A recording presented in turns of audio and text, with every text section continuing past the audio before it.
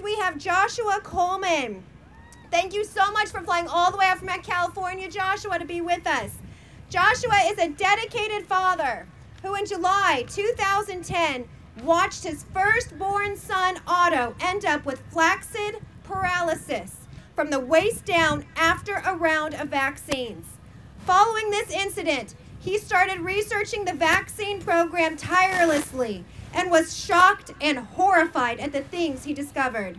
When vaccine mandates began to surface in California in early 2015, Joshua got extremely active fighting against these bills.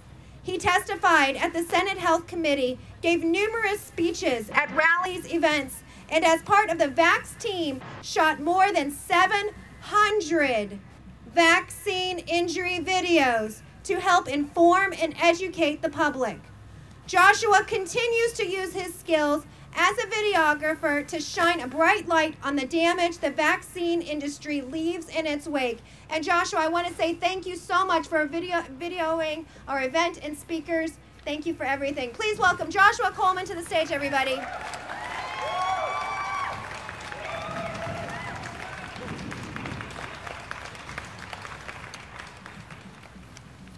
Here we are, land of the free, home of the brave.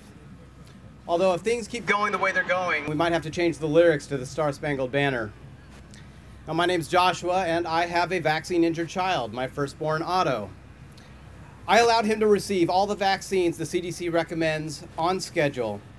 At 17 months old, after a round of vaccines, he woke up overnight unable to walk, having lost all muscle control from below the waist.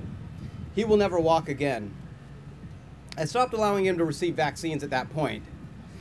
After that happened, I took a long, hard look at the vaccine program, and the things that I saw made me sick to my stomach. I, like many others in the world, thought, I got all my vaccines. I was fine. I didn't know how much had changed since then. The children's vaccine schedule was 24 vaccines when I was growing up. There are currently more than 3 times as many vaccines on today's CDC schedule for children. That's a huge difference. I had no idea. I don't remember it being talked about on television or in newspapers that all these vaccines were being added to the schedule. You would have thought there would have been an explosion of disease that would have caused this massive increase. I don't remember anything like that, and the increases started when I was 16 years old. When I was 14 years old, the pharmaceutical companies that manufacture the vaccines were released of liability for their product. Do you know how many industries have this sort of deal with the government? None. No other industry on the planet have anything like this. Now, they love to say how vaccines are so very safe and how rare vaccines and deaths by vaccine are, but if that was really true, they would not need this kind of liability protection. Now, why can't these companies take responsibility for their product? It's because they're dangerous. So much so that they can't even perform their safety studies by the global standard, which is using a control group. Now, the vaccine program as it stands is frightening, and that's why I can't recommend anyone inject a vaccine into themselves or into their children. Now, I'd like to see 4 basic and I think very reasonable changes to the program, and this is what they are. And I haven't numbered these because they are all equally important. Informed consent. The doctors who are out there vaccinating need to give the patient or the patient's parent informed consent.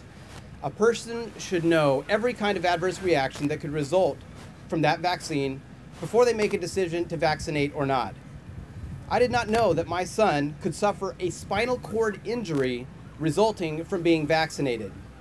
I did not receive informed consent, and had I, at the time, I may have made a different decision. Safety and efficacy studies done by the global standard. It is impossible to know all the potential adverse reactions and how common they are if vaccines are not being tested with a control group. And of course, this would need to be done by multiple organizations that had no financial link to anyone or agency of any kind that profits by the selling of vaccines. Liability. The pharmaceutical companies need to be liable for their product. The massive increase of the vaccines in the program took place immediately after they received immunity of liability for their product. If they would have had to maintain liability for their product, we never would have seen that kind of ridiculous increase in the vaccine program. And most importantly, we need choice. People should always have the right to choose what is or is not injected into our own or our children's bodies. Now, if they started doing safety studies by the standard and have to be liable for their product, what do you think is going to happen to the vaccine program? Our children are the future of the human race. There is nothing more precious or valuable.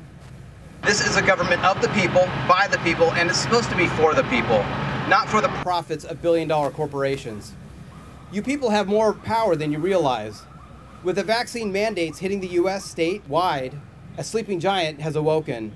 It's important for everyone to stand up and fight for our children and let it be known that they are not going to be collateral damage to better a company's bottom line.